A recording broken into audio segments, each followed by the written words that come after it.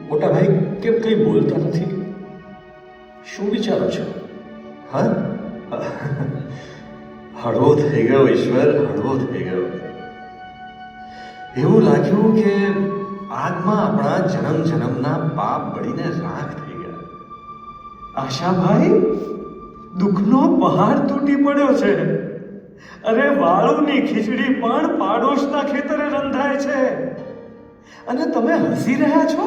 વીરજી, જેટલું પણ કંઈ માયામય સુખ છે ને, તે સર્વે દુઃખ વિનાનું હોય નહીં. આશાભાઈ, કંઈ સમજાયું નહીં. વીરજી, તને તો નહીં જ સમજાય. જવા દે વાત. અરે ભાઈ ઈશ્વર, તું કેમ આટલો ઢીલો પડી ગયો? ભાઈ સાબદો થઈ જા.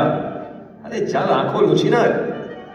આ દેહમાં જીવ છે, ગામમાં ખેતર છે ને શાસ્ત્રીજી મહારાજના આશીર્વાદ છે, તો આવનારા વર્ષોમાં ફરી કમાઈ લઈશું.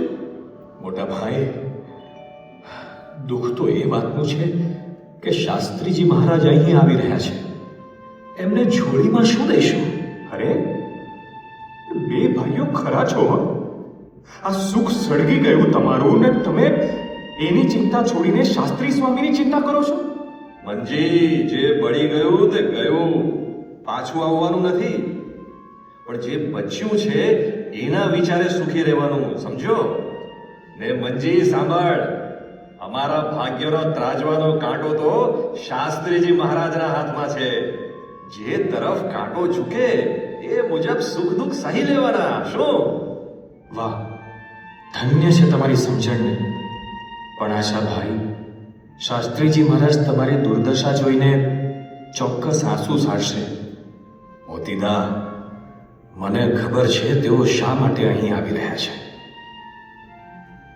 મોટા ભાઈ, સારંગપુરના ખાત વખતે જ એમણે કહેલું કે આશાભાઈ, સારંગપુર મંદિરની મૂર્તિઓની સેવા તમારે કરવાની છે. હા, અને જુઓ ને, મંદિર પ્રતિષ્ઠાના પડઘમ પણ વાગી રહ્યા છે. આશાભાઈ, આશાભાઈ, એમને ખાલી જોડીએ વિદાય કરવા પડશે.